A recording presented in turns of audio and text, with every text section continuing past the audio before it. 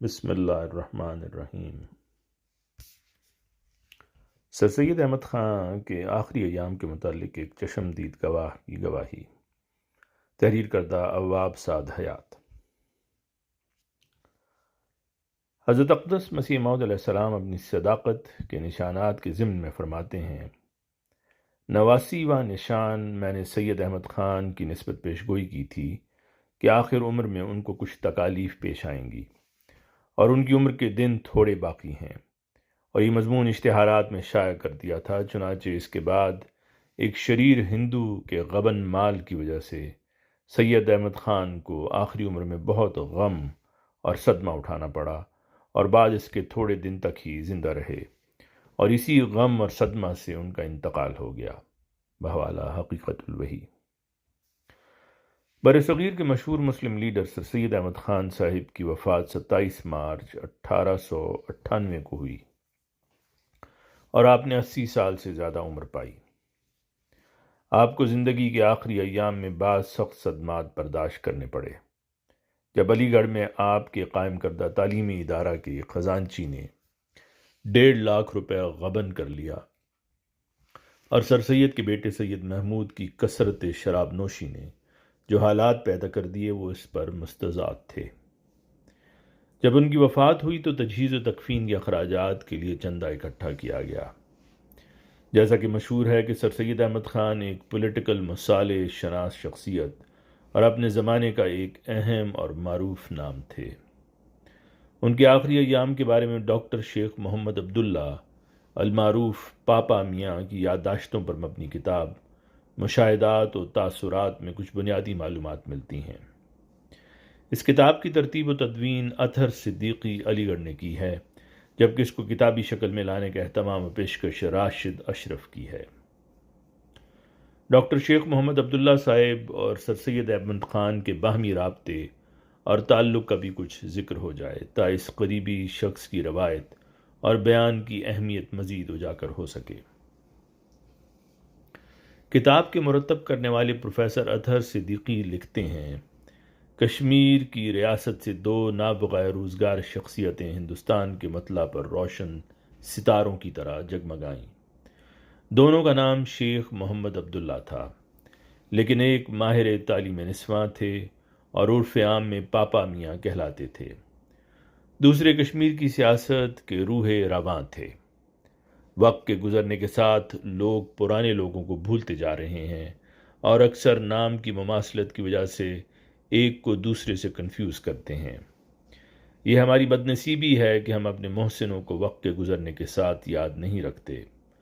لڑکوں کی تعلیم کے سلسلے میں سر سید نے جو کچھ بھی کیا وہ کبھی نہ بھلائی جانے والی حقیقت ہے، لیکن لڑکیوں اور عورتوں کی تعلیم کے سلسلے میں اس وقت کے اعتبار سے شیخ محمد عبداللہ، جن کی پیدائش 1874 اور وفات 1965 کی ہے، نے بانی تعلیم نسواں کی حیثیت سے یکا و تنہا جو کارنامہ انجام دیا وہ سر سید کے کارنامے سے کسی طرح کم نہیں۔ شیخ صاحب کی زیر نظر کتاب مشاہدات و تاثرات ایک بہت اہم تصنیف اس نقطہ نظر سے بھی ہے کہ شیخ صاحب 17 سال کی عمر میں علی گڑھ تشریف لائے تھے۔ سر سید احمد خان اس وقت حیات تھے، اور اگلے 10 برس انہوں نے سر سید کے سایہ عاطفت میں گزارے۔ وہ غالباً اپنے زمانے کے آخری شخص تھے جنہوں نے سر سید کو دیکھا تھا، اور ان سے بالمشافہ ملاقاتوں اور تعلقات کا اپنی اس کتاب میں تفصیل سے ذکر کیا ہے۔ سر سید احمد خان کے آخری ایام کے ذکر سے قبل شیخ محمد عبداللہ کا کچھ مزید تعارف ہو جائے۔ مکتوبات احمد کی جلد دوم میں حضرت اقدس مسیح موعود علیہ السلام کی حضرت حکیم مولوی نور الدین صاحب رضی اللہ عنہ سے خط و کتابت کے اندر ایک ہندو لڑکے کا ذکر آتا ہے۔ جیسا کہ 5 اگست 1887 کے اپنے خط میں حضرت اقدس مسیح موعود علیہ السلام فرماتے ہیں، برہمن لڑکا جس کا آپ نے کئی خطوط میں ذکر کیا ہے، اس کے لیے بھی انشاءاللہ القدیر میں دعا کروں گا۔ اگر کچھ حصہ سعادت اس کے شامل حال ہے تو آخر وہ رجوع کرے گا، اور اگر اس گروہ میں نہیں تو پھر کچھ چارہ نہیں۔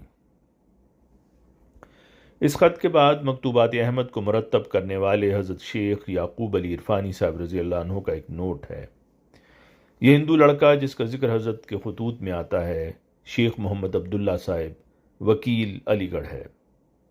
حضرت خلیفہ اول رضی اللہ عنہ کی خدمت میں وہ رہتے تھے اور کشمیر اسٹیٹ کے بعض بڑے بڑے ہندو عہدیدار اس کی مخالفت میں منصوبے کر رہے تھے کہ مولوی صاحب کے پاس اس لڑکے کو نکالا جاوے، مگر وہ کامیاب نہ ہو سکے۔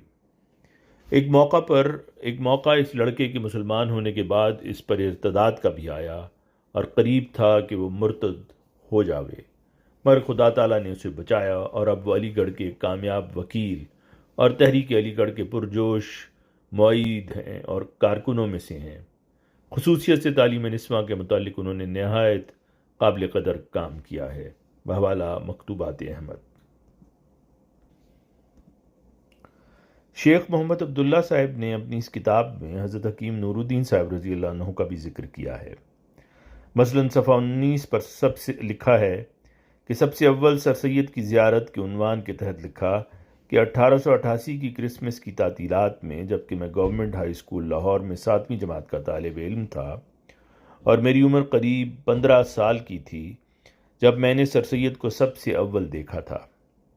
اس سال محمدن ایجوکیشنل کانفرنس کا جلسہ لاہور میں ہوا تھا اور اپنے مخدوم استاد حکیم مولانا نور الدین مرحوم کے ہمراہ میں کانفرنس کے جلسے میں گیا تھا۔ میں نے اس سے قبل اس قسم کے جلسے نہیں دیکھے تھے۔ محمدن ایجوکیشنل کانفرنس کا جلسہ خاص مسلمانوں کا جلسہ تھا اور سر سید کی فصاحت و بلاغت کی تعریف ہمارے استاد کیا کرتے تھے، اس لیے میں کوشش کر کے مولانا نور الدین مرحوم کی وساطت سے اس جلسے میں شریک ہوا۔ میرے جانے کے بعد جلسہ شروع ہوا۔ سر سید جہاں بیٹھے تھے ان کے تھوڑی دور پر میری کرسی تھی۔ میں نے سر سید کو اس وقت اچھی طرح دیکھا۔ کتاب کے صفحہ 22 پر مئی 1891 میں بسلسلہ تعلیم اپنے لاہور سے علی گڑھ پہنچنے کا ذکر کرتے ہوئے لکھا، دوسرے یا تیسرے دن میں کچھ معززین کے خطوط جو لاہور سے اپنے ساتھ سر سید علیہ رحمت کی خدمت میں پیش کرنے کے لیے لایا تھا وہ لے کر کوٹھی پر گیا اور مولانا حکیم نور الدین صاحب کا ایک پیغام تھا ان کی خدمت میں پہنچایا۔ سر سید علیہ رحمت نے نہایت شفقت اور مہربانی سے فرمایا، کبھی کبھی ہم سے آ کر مل جایا کرو۔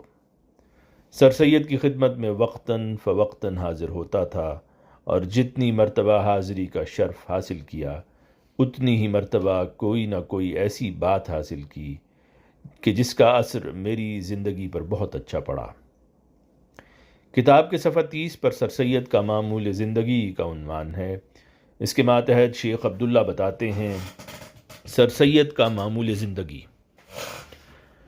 سر سید صبح 4 بجے اٹھ جاتے تھے اور ان کے پلنگ کے پاس جو میز رکھی رہتی تھی اس پر ایک موم بتی جلا کر رکھ دیتے تھے اور اس کی روشنی میں کتابوں کا مطالعہ کیا کرتے تھے یا مضامین لکھا کرتے تھے۔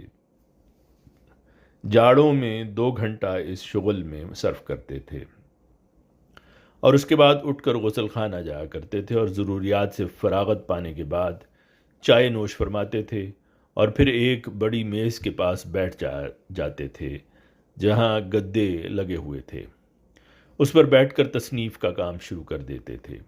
اس دوران میں ڈاک آ جایا کرتی تھی تو سب کام چھوڑ کر ڈاک کی طرف توجہ کرتے تھے اور انگریزی خاں بابو کو گورنمنٹ یا افسران گورنمنٹ کے نام خطوط لکھنے کی ہدایت فرماتے تھے اور گورنمنٹ کے پاس انگریزی میں جو خطوط بھیجے جاتے تھے وہ کسی انگریز پروفیسر کو اور بالخصوص مسٹر بیک پرنسپل کالج کو ضرور دکھائے جاتے تھے اور بعض خط و کتابت جو بہت اہم ہوتی تھی اس کا مسودہ مسٹر بیک سے ہی بنواتے تھے۔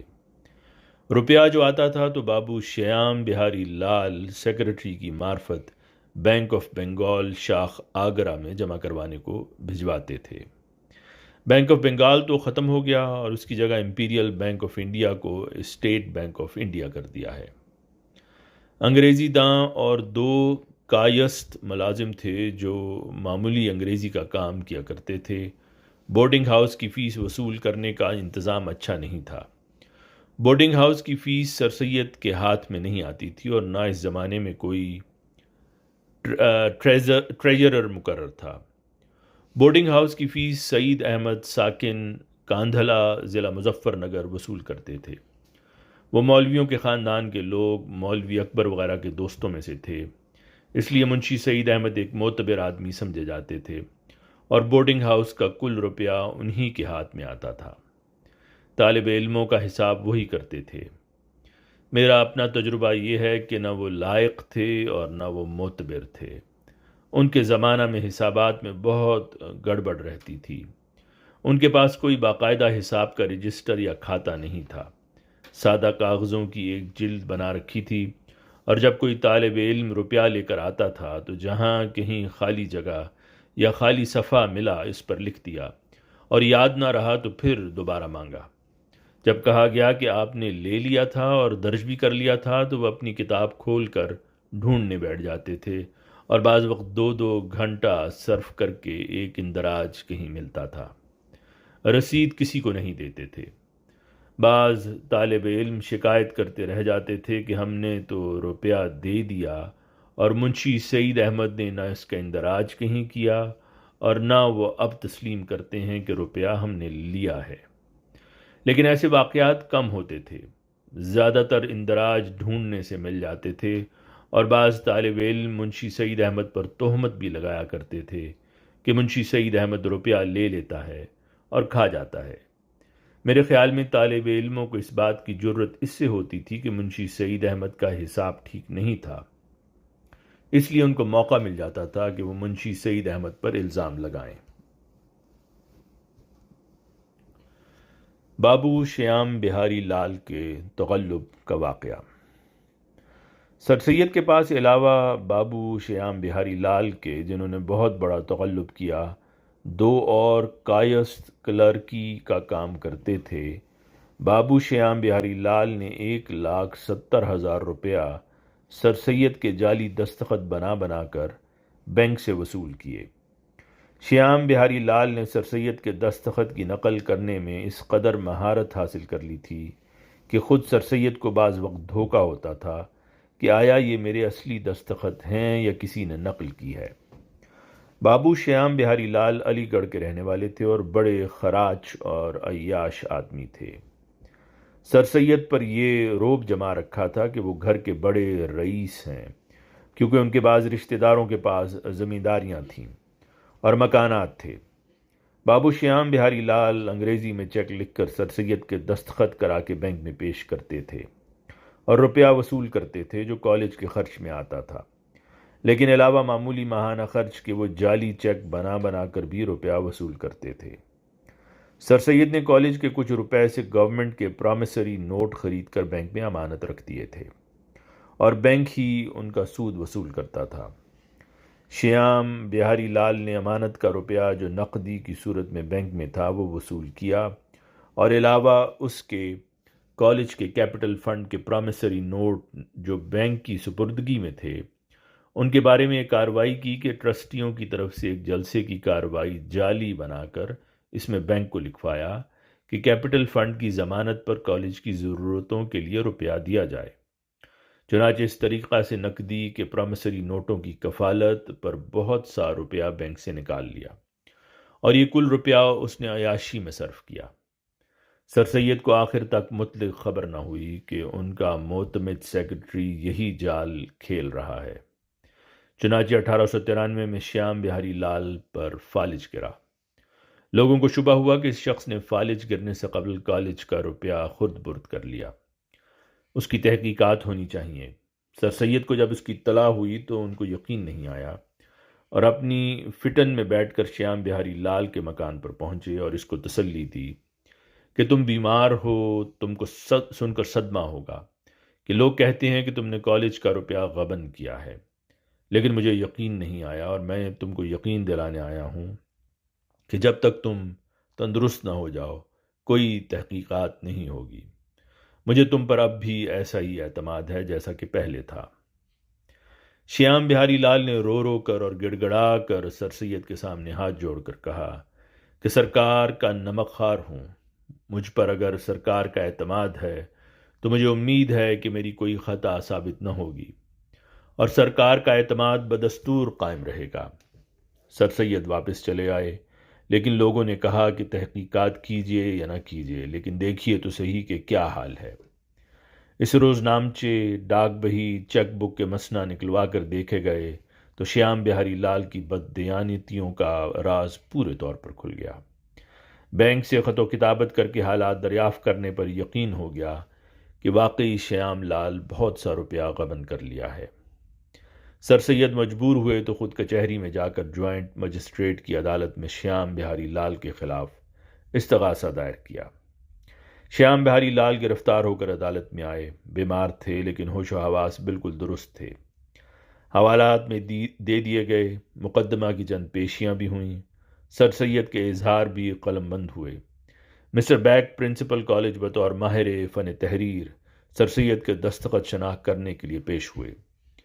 انہوں نے جعلی اور اصلی دستخطوں کی شناخت کرنے میں بہت سا وقت دیا، چونکہ جعلی دستخطوں اور اصلی دستخطوں میں تمیز کرنا نہایت دشوار معلوم ہوتا تھا، لیکن آخر جعلی چیز جعلی ہوتی ہے۔ مسٹر بیک نے جعلی دستخطوں کے چیک الگ الگ کر کے دکھائے۔ ابھی مقدمہ چل ہی رہا تھا کہ شیام بہاری لال کا حوالات ہی میں انتقال ہو گیا۔ لوگ کہتے تھے کہ اس نے کچھ کھا لیا ہے۔ بعض سر سید کے مخالفین نے یہاں تک گلفشانیاں کیں اور کہنا شروع کیا کہ شیام بہاری لال کا تو نام بدنام ہے، سر سید نے خود روپیہ وصول کر لیا ہے اور شیام بہاری لال کا نام لگا دیا ہے۔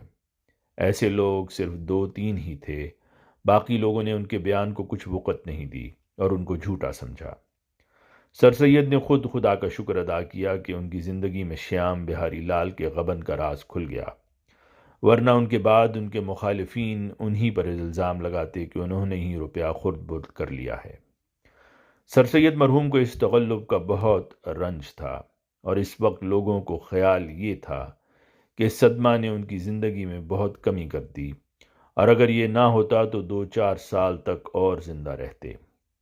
شیام بہاری لال کے مذکورہ بالا واقعہ کے بعد کالج کے حسابات کا مسٹر بیک پرنسپل اور ٹرسٹیوں نے علیحدہ انتظام کر دیا۔ مسٹر بیک خزانچی قرار پائے، حسابات ڈبل انٹری کے طریق پر رکھنے کا انتظام ہوا۔ ایک بنگالی بابو جو گورنمنٹ کے حسابات کے محکمہ میں ملازم رہ چکے تھے اور اب پینشن یافتہ تھے، ان کو ملازم رکھا گیا۔ سید عبد الباقی صاحب جو ہائی اسکول میں ماسٹر تھے، ان کو بنگالی بابو کی ماتحتی میں واسطے ترتیب حساب کے رکھ دیا گیا، اور خدا کا شکر ہے اس کے بعد سے کالج اور یونیورسٹی کے روپیہ میں 1 پیسے کا تغلب اور تصرف نہیں ہوا۔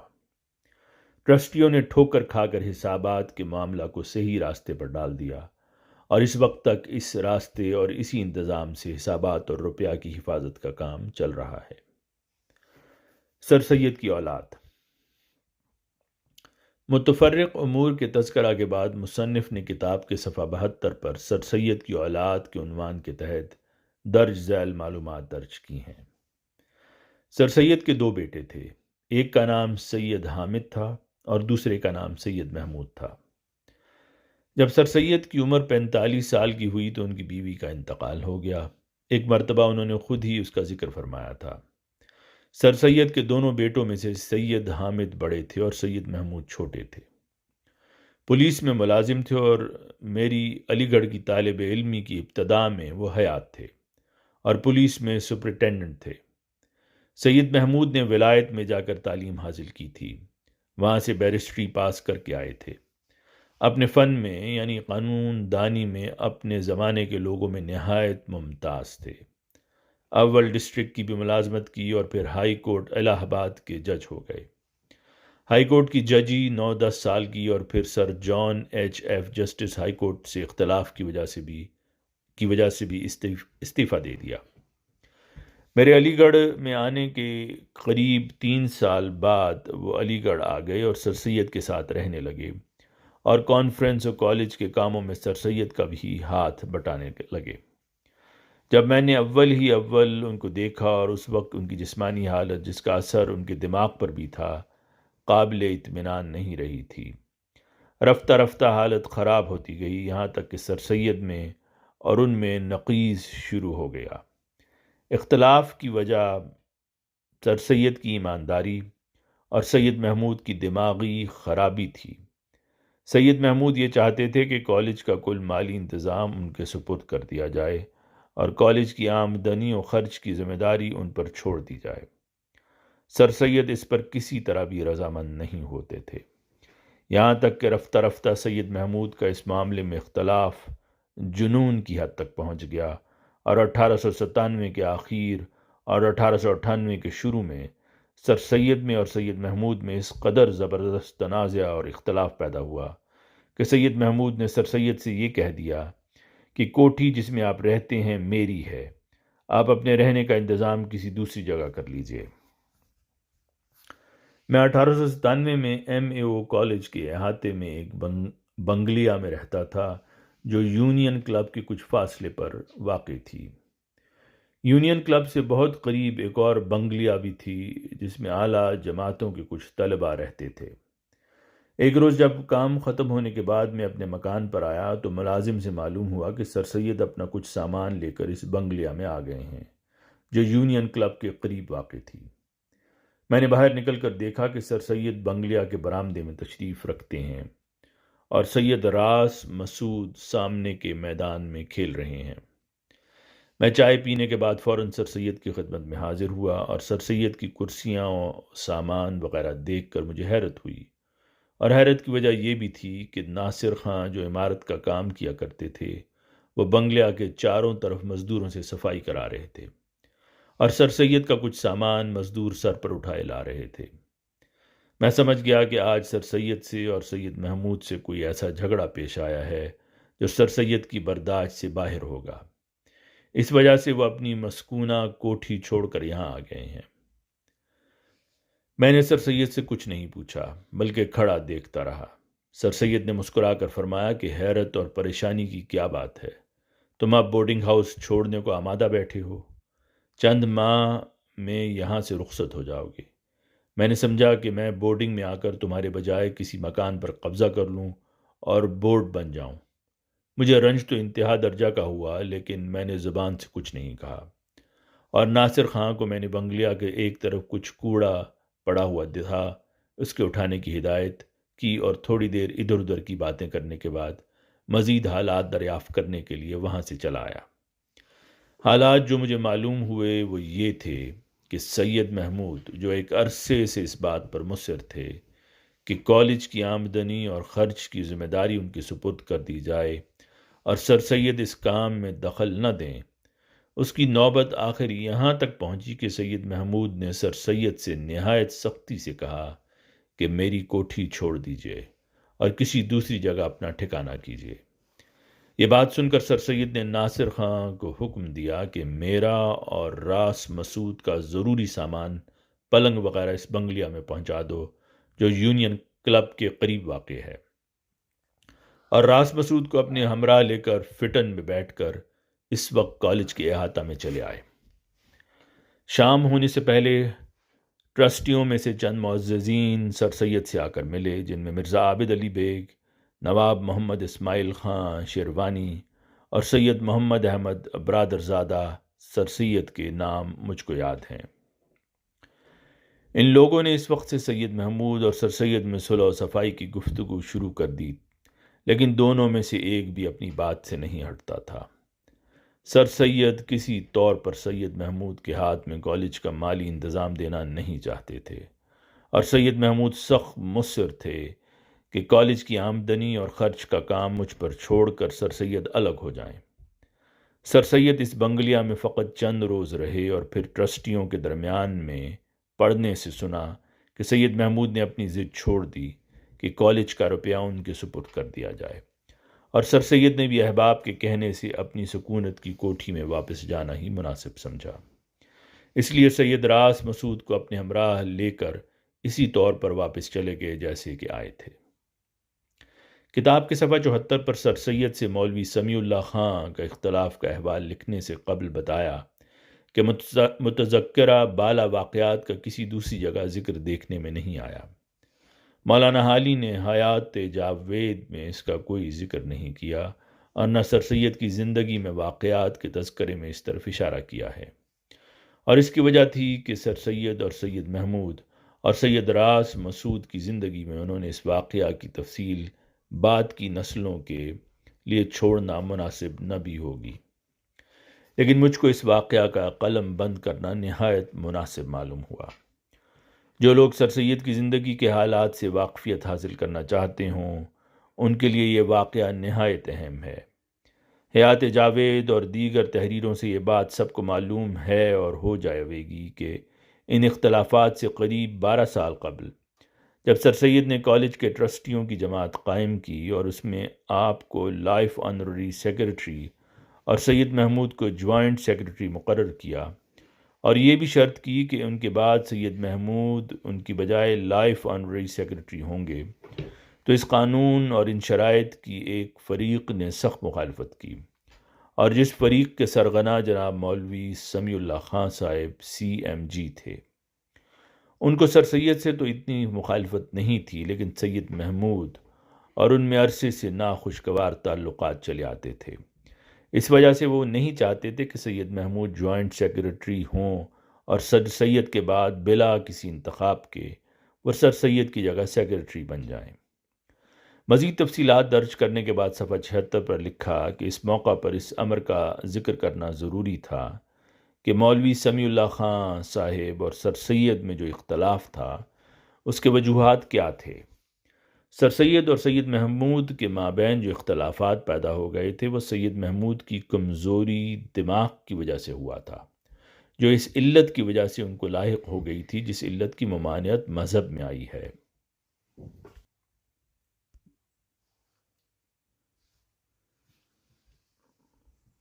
اور جو لوگ اس علت کو اپنے گلے لگا لیتے ہیں ان کو دنیا میں آخر کار سخت پریشانی اور نقصان اٹھانے پڑتے ہیں۔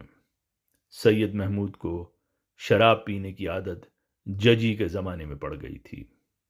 اب جوں جوں ان کی عمر بڑھتی گئی اس عادت میں بھی زیادتی ہوتی گئی، چنانچہ اب میں نے ان کو دیکھا ہے تو اس وقت ان کی دماغی حالت میں کمزوری آ گئی تھی۔ اب ان کا اصرار کہ کالج کا روپیہ میرے ہاتھ میں آئے بھی ان کے دماغی ضعف کا باعث تھا۔ سر سید اپنی آنکھ کے سامنے دیکھتے تھے کہ 600 روپیہ ماہوار جو پینشن کا سید محمود کا مقرر تھا وہ ان کے ہاتھ میں آتے ہی ختم ہو جاتا ہے اور روپے کی ہر وقت ضرورت اور پریشانی رہتی ہے۔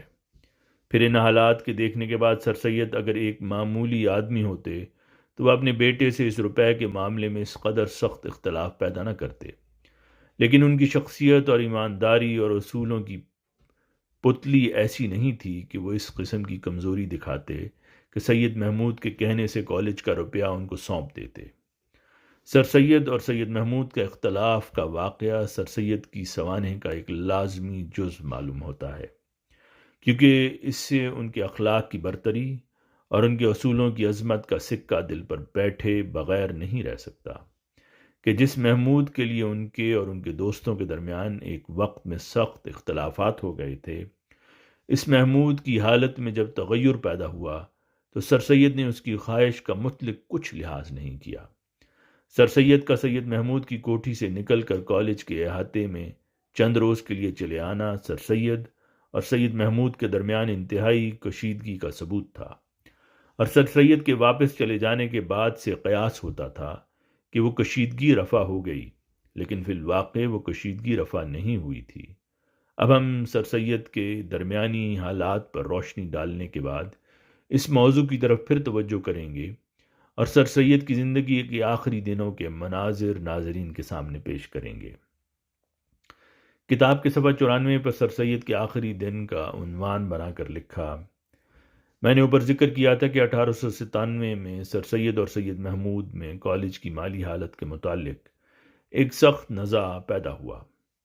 سر سید مالی انتظام سید محمود کے ہاتھ میں نہیں دینا چاہتے تھے، اور سید محمود جن کی دماغی حالت دگرگوں ہو چکی تھی وہ یہ چاہتے تھے کہ کل روپیہ ان کے ہاتھ میں آئے اور جس طور پر میں چاہوں خرچ کروں۔ یہ کہنا خلاف واقعہ اور انصاف کے خلاف ہوگا کہ باوجود اپنی حالت کی پستی کے سید محمود کی نیت میں کبھی یہ آیا ہوگا کہ کالج کا روپیہ اپنے ہاتھ میں لے کر جس طرح چاہوں اپنی ذات پر خرچ کروں اور خرد برد کر دوں۔ میں اس الزام سے ان کو بالکل بری کرتا ہوں، لیکن اس کے ساتھ ہی میں سر سید کی دوراندیشی، ایمانداری اور بے لوث زندگی سے اس بات کو قطعی بعید سمجھتا ہوں کہ وہ سید محمود کی اس زمانے کی حالت کے لحاظ سے ٹرسٹ کا روپیہ سید محمود کے سپرد کر دیتے۔ گو احباب کے کہنے کی وجہ سے سر سید بورڈنگ ہاؤس سے پھر لوٹ کر سید محمود کی کوٹھی میں چلے گئے تھے، جیسا کہ اس سے قبل بیان ہوا ہے، لیکن دونوں میں جو باہمی نزاع تھا وہ بدستور قائم رہا اور دن رات کچھ نہ کچھ چھیڑ چھاڑ رہتی تھی۔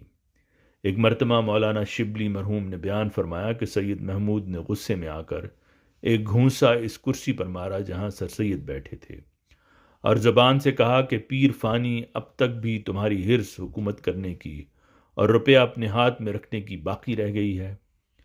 میں نے اس واقعہ کی کچھ تحقیقات نہیں کی تھی کیونکہ مولانا شبلی مرحوم نے یہ واقعہ اپنی آنکھ سے نہیں دیکھا تھا، لیکن اگر یہ واقعہ صحیح ہو تو اس میں سید محمود کی نہایت بے جا حرکت تھی، لیکن اس زمانے میں سید محمود کی وہ حالت تھی کہ ہم اس واقعہ کو بعید از قیاس بھی نہیں کہہ سکتے تھے، کیونکہ اس زمانے میں سید محمود اور سر سید میں بے لطفی حد کو پہنچ چکی تھی، لیکن سر سید کے دل میں جو قوم کا درد تھا اس کی آگ باوجود اپنی نجی زندگی کی بے لطفی کے کسی طرح کم نہیں ہوئی تھی۔ اس زمانے میں پنڈت مدن موہن معلومی اور بہت سے ہندو لیڈروں نے سر اینٹونی میک ڈونلڈ لفٹافٹ کو گورنر یو پی کے سامنے ایک عرضداشت پیش کی کہ اس صوبے میں اردو کی جگہ ہندی جاری کی جائے۔ لیفٹننٹ گورنر نے اس کے جواب میں ممبران ڈیپوٹیشن کو اس معاملے میں اپنی توجہ کی امید دلائی۔ ان دنوں سر سید کی طبیعت بہت مزمحل ہو گئی تھی، تاہم اس درخواست اور لیفٹننٹ گورنر کے جواب پر وہ بے چین ہو گئے، اور ایک دن صبح کے وقت مجھے بلایا اور فرمایا کہ دیکھو، اس وقت کے لیفٹننٹ گورنر کا رجحان پہلے ہی سے ہندی کے موافق اور اردو کے خلاف تھا۔ مدن موہن مالویا وغیرہ نے اس موقع سے فائدہ اٹھانے کے لیے ان کے سامنے ایک عرضداشت پیش کی ہے کہ ہندی کو رواج دیا جائے۔ ہم عمر بھر تک اس معاملے میں ہندی کے طرف داروں کے خلاف لڑتے رہے ہیں، اب ہمارا وقت لڑنے کا نہیں رہا، اب دوسرے لوگوں کو اس میں کچھ کرنا چاہیے، اور تم اگر کچھ کر سکتے ہو تو ہندی کے ڈیپوٹیشن کی درخواست کی تردید کرنی چاہیے۔ میں نے کہا تمام ملک مسلمانوں سے بھرا پڑا ہے، کوئی تو آواز اٹھائے گا۔ آپ اس علالت کی حالت میں اس معاملے میں پریشان ہو رہے ہیں۔ فرمایا کہ مجھے امید ہوتی کہ دوسری جگہ کے مسلمان کچھ کرنے کو کھڑے ہو جائیں گے تو مجھے پریشانی نہ ہوتی، لیکن دیکھ لینا کہ مسلمانوں میں ایک شخص بھی کھڑا نہیں ہوگا کہ وہ ہماری قوم کی آواز لیفٹننٹ گورنر تک پہنچائے۔ میں اس گفتگو کے بعد وہاں سے چلا آیا اور میں نے واقعات جمع کرنے شروع کیے، اور سر تھیوڈور مارین اپنے پروفیسر سے کہا کہ آپ اخبار پائنیئر میں پنڈت مدن موہن مالویا کے عرضداشت کی تردید لکھ دیجیے۔ واقعات جو بھی بہم پہنچیں گے میں آپ کے سامنے پیش کروں گا۔ چنانچہ پروفیسر صاحب موصوف نے طویل خط لکھا جو اخبار پائنیئر یعنی پرانے پائنیئر میں شائع ہوا۔ اب میں نہیں کہہ سکتا کہ پائنیئر کی جلدوں میں یہ خط 1897 کے آخر یا 1898 کے شروع میں ملے گا، مگر ملے گا ضرور۔ جب خط اخبار پائنیئر میں شائع ہو گیا تو میں نے پرچہ لے جا کر سر سید کو دکھایا۔ انہوں نے فرمایا کہ ٹھیک لکھا ہے۔ کتاب کے صفحہ 96 پر آخری خدمت کا ذکر کیا کہ اب سر سید کی حالت روز بروز گرتی گئی، اور پھر سر سید کی وفات کا عنوان باندھا اور لکھا سر سید جنوری 1898 سے کم و بیش ہر روز کچھ نہ کچھ تکلیف محسوس کرنے لگے تھے۔ عمر کافی ہو گئی تھی، تفکرات بہت تھے۔ سید محمود کی مخالفت اور دن رات کی کل کل کا ان کے دل پر بہت گہرا اثر تھا، جو ان کے چہرے سے صاف ظاہر ہو رہا تھا۔ ان کے پاس بیٹھنے والوں میں اس قسم کی باتیں بھی اپنے طور پر سنی کہ اب سورج افق کے قریب پہنچ چکا ہے۔ سر سید بھی کبھی بھی فرماتے تھے کہ طبی عمر ہو چکی ہے، اب بقائے زیست کی امید بہت کم ہے۔ ان دنوں غذا میں بھی بہت کمی ہوئی تھی۔ یہ سب کچھ تھا، لیکن کالج کی ڈاک روزانہ دیکھنے کا معمول بدستور قائم تھا۔ سرکاری خط و کتابت کے متعلق وہی پابندیاں قائم تھیں جو پہلے تھیں۔ لوگ آتے جاتے تھے، ان کی بات چیت بھی ہو جاتی تھی اور موقع موقع سے طبی اس ظرافت کی جھلک بھی دکھائی دے جاتی تھی۔ جنوری اور فروری کا مہینہ اس طور پر ختم ہوا اور مارچ کے مہینے سے سر سید کے چہرے سے بہت زیادہ تفکر کے آثار دکھائی دینے لگے تھے۔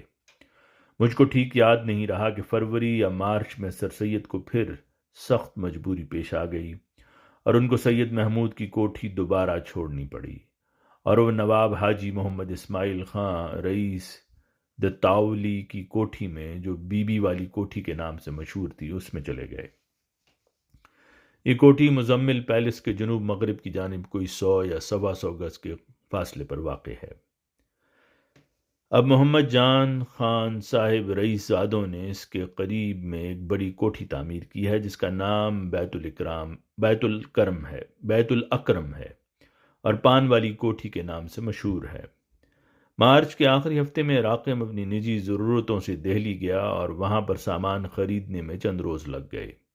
27 مارچ 1898 کو دہلی سے واپس آیا تو ریلوے اسٹیشن علی گڑھ پر یہ خبر سنی کہ سر سید کا ابھی انتقال ہو گیا ہے۔ یہ معلوم ہوا کہ یہ خبر بہت تازہ اسٹیشن پر پہنچی تھی، کیونکہ زنانہ ویٹنگ روم کی آیا یہ خبر سن کر ویٹنگ روم کے باہر نکلی اور مردانہ ویٹنگ روم کے بیرے سے کہا کہ باپ رے باپ، سنا ہے کہ بیرسٹر سید صاحب کا انتقال ہو گیا ہے، اب کیا ان کا سر کٹے گا اور کٹ کر لندن جائے گا؟ بیرے نے کہا کہ سید محمود صاحب نے کہہ دیا ہے کہ ہم سر نہیں کٹنے دیں گے اور نہ لندن جانے دیں گے۔ ان دونوں میں یہ گفتگو اس شہرت کی وجہ سے پیدا ہوئی کہ جو ہندوستان کے مسلمانوں میں عام طور پر پھیلی ہوئی تھی کہ لندن کے کچھ ڈاکٹروں نے سر سید کے سر کے لیے ایک بہت بڑی رقم دینی منظور کر لی ہے کہ جب سر سید کا انتقال ہو تو ان کا سر کاٹ کر ہم کو دیا جائے، تاکہ ہم دیکھیں کہ ان کے دماغ میں وہ کون سی بات ہے جس کی وجہ سے وہ اتنے بڑے عقل مند ہیں۔ گو یہ شہرت سراسر غلط تھی، لیکن چھوٹے طبقہ کے لوگوں میں یہ سچ مانی جاتی تھی کہ ان کا سر کٹ کر لندن جائے گا۔ اسی وجہ سے آیا اور بیرے میں مذکورہ بالا گفتگو ہوئی۔ میں اسٹیشن سے اپنے مکان پر آیا اور وہاں سے اس کوٹھی کی تلاش میں گیا جس کا نام بھی پہلے نہیں سنا تھا۔ وہ ایک چھوٹی سی 2-3 کمروں کی کوٹھی تھی۔ اس میں جانے آنے کا نہ کوئی کام تھا اور نہ اس کی شناخت کا کوئی موقع تھا۔ بہرحال رات کے 11 بجے میں اس کوٹھی میں پہنچا اور حالات دریافت کرنے کے بعد معلوم ہوا کہ 3-4 روز سے سر سید کو جاڑے سے بخار آنے لگا تھا۔ ڈاکٹر کا علاج تھا اور پیشاب سلائی کے ذریعہ نکالا جاتا تھا، کیونکہ پیشاب بار بار بند ہو جاتا تھا۔ آخر کو بہت زور کا جاڑا چڑھا اور غفلت ہو گئی اور اس میں انتقال ہو گیا۔ اس موقع پر میں نے سر سید کے بیٹے سید محمود یا ان کے بھتیجے سید محمد احمد یا کسی اور عزیز کو نہیں دیکھا۔ ملازم تھے اور جہاں تک مجھے خیال ہے نواب محمد حاجی اسماعیل خان اور مولوی وحید الدین سلیم بھی تھے۔ یہ معلوم ہوا کہ دوسرے روز صبح کے وقت جنازہ اٹھے گا۔ یہ نہ معلوم ہوا کہ کہاں پر دفن ہونا تجویز ہوا ہے۔ میں قریب 12 بجے لوٹ کر مکان پر آ گیا اور رات کو سو گیا۔ صبح اٹھ کر پھر موقع پر گیا۔ وہاں جا کر ایک عجیب بات معلوم ہوئی کہ سر سید کی تجہیز و تکفین کے لیے روپیہ بھی نہیں ہے۔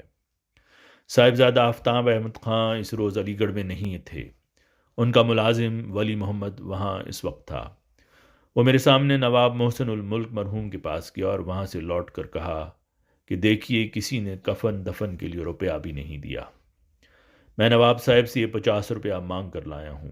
حالانکہ اس وقت سید محمد احمد ان کے بھتیجے بھی وہاں موجود تھے۔ وہیں پر یہ معلوم ہوا کہ سید محمود رات کے 2 بجے کالج کی مسجد میں منشی ناصر خان کو ساتھ لے کر گئے اور وہاں پر مسجد کے شمال مشرق کی جانب ملحقہ اراضی پر قبر کھدوانی شروع کر دی۔ اتنے میں مسٹر بیک وہاں پر آئے اور کہا اسٹیشن کے انگریز جنازے میں شرکت کرنا چاہتے ہیں، اس لیے 4 بجے شام کا وقت جنازہ اٹھنے کے لیے مقرر کر دیا ہے۔ اتنے میں خواجہ محمد یوسف مرحوم اور نواب محمد اسماعیل خان صاحب اور مولوی سمیع اللہ خان صاحب وہاں تشریف لائے۔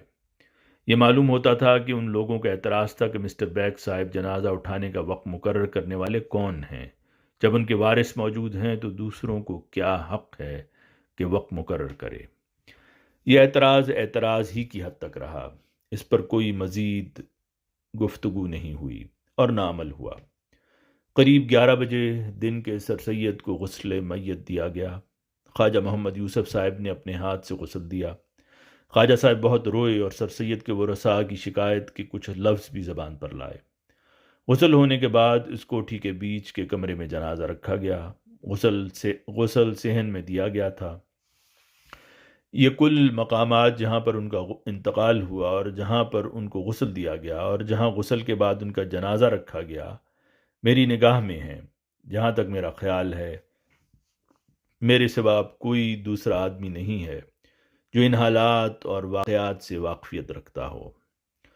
قریب 1 بجے کے ضیاء اللہ خان مرحوم اور میں اور ایک اور دوست جن کا نام اس وقت یاد نہیں رہا سید محمود کے پاس گئے اور جا کر کہا کہ 4 بجے جنازہ اٹھے گا، آپ کو جنازہ میں ضرور شریک ہونا چاہیے۔ یہ ایک عجیب بات تھی کہ سر سید کی بیماری کے زمانے میں یا انتقال کے وقت یا انتقال کے بعد اس وقت تک جب تک کہ ہم لوگ سید محمود کے پاس گئے وہ اس کوٹھی میں جہاں سر سید کا انتقال ہوا نہیں آئے۔ سید محمود نے ہم لوگوں کو دیکھ کر سر پر ہاتھ رکھ کر زور زور سے آہیں بھرنا شروع کیں اور کہنا شروع کیا کہ ہائے میرے باپ کا انتقال ہو گیا، میرے گھر میں تو بوریا بھی نہیں کہ مہمانوں کو بٹھاؤں۔ جب وہ ذرا خاموش ہوئے تو ہم نے کہا آپ کا آنا ضروری ہے، آپ بھول نہ جائیے گا، اور بہتر تو یہ ہے کہ آپ جنازے کے ساتھ چلیے۔ اس کا صرف یہ جواب دیا کہ ہاں میں آؤں گا۔ ہم وہاں سے لوٹ کر آئے تو جنازے کے اٹھنے کا وقت ہو گیا تھا۔ کالج کے طالب علم، ممبران سٹاف، انگریز اور ہندوستانی حکام اور بعض رؤساء جو علی گڑھ میں رہتے تھے وہ جنازے کے ساتھ گئے اور شہر کے لوگ بھی خاصی تعداد میں رستے میں شریک ہوتے گئے۔ مسجد کے قریب پہنچ کر یہ بات طے پائی کہ جنازے کی نماز کرکٹ لان میں پڑھی جائے۔ چنانچہ جنازہ کرکٹ لان میں رکھا گیا۔ اتنے میں سید محمود بھی عربی جبہ پہنے ہوئے موجود ہوئے۔ جنازے کی نماز مولوی عبداللہ انصاری مرحوم ڈین کالج نے پڑھائی۔ سید محمود بھی ایک صف میں کھڑے ہو گئے۔ بیگ صاحب اور موریسن صاحب بھی صفوں میں کھڑے ہو گئے۔ نماز کے بعد جنازہ قبر کے پاس لایا گیا۔ قبر میں اتارتے وقت ہم طالب علموں کی آنکھوں میں آنسو جاری تو تھے ہی، لیکن بیگ صاحب اور موریسن صاحب کی آنکھوں سے بھی آنسوؤں کی جھڑی لگ گئی۔ قبر میں دفن کرنے اور مٹی دینے کے بعد نواب محسن الملک مرحوم صحن کے نیچے میدان میں ایک کرسی پر بیٹھ گئے اور سر سید کے ورثاء کو خوب کھری کھری سنائیں کہ جس شخص کی بدولت ان لوگوں کو دنیا میں عزت و ثروت حاصل ہوئی، ان میں سے کسی کی جیب سے 50 روپے بھی نہیں نکلے جس سے ان کی تجہیز و تکفین ہوتی۔ میں سر سید کا دوست ضرور تھا لیکن وارث نہیں تھا۔ یہ وارثوں کا فرض تھا کہ وہ روپیہ صرف کرتے، لیکن انہوں نے نہیں کیا۔ یہ سر سید کی آخری زندگی، ان کی بیماری، ان کی تکلیف، ان کی وفات، ان کے دفن کفن کی تجویز کی سرگزشت جو مجھ کو یاد تھی وہ سپرد قلم کر دی ہے۔ سر سید کی پیدائش 1817 کی تھی اور 1898 میں ان کا انتقال ہوا، اس لیے ان کی عمر 81 سال ہوئی۔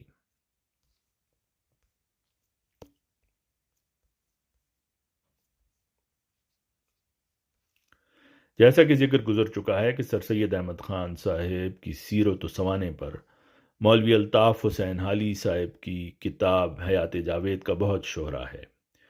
گو اس نامی مصنف نے سر سید احمد خان کی وفات کے حالات پر تفصیلی باب باندھا ہے اور ادھر ادھر کی بہت زیادہ معلومات جمع کر دی ہیں، لیکن شیخ محمد عبداللہ جو عینی شاہد کا درجہ رکھتے ہیں ان کی یادداشتوں والے اہم امور یکسر نظر انداز کر دیے ہیں۔ اس کے لیے تفصیل دیکھیے حیات جاوید از الطاف حسین حالی۔ البتہ ضمناً عرض ہے کہ مولوی الطاف حسین حالی نے حیات جاوید کے صفحہ 267 پر بڑی دلچسپ بات لکھی ہے۔ کہتے ہیں کہ اگرچہ سر سید کی وفات کی بے شمار تاریخیں لکھی گئی ہیں، لیکن 2 عربی مادے عجیب و غریب نکلے ہیں، ایک غفر لہ اور دوسری قرآن مجید کی آیت انی متوفیکا و رافعک الیہ و مطہرک۔ الغرض مولوی حالی نے سورہ آل عمران کی آیت 56 کا یہ ٹکڑا درج کر کے نیچے حاشیہ میں اردو ترجمہ دیا ہے۔ اس آیت میں عیسیٰ علیہ السلام کی طرف خطاب ہے، جس میں خدائے تعالیٰ فرماتا ہے کہ اے عیسیٰ، میں تجھ کو موت دینے والا ہوں اور اپنی طرف اٹھا لینے والا ہوں، اور تجھ کو کافروں کے اتہام سے پاک کرنے والا ہوں۔ آواز مرزا عمران احسن۔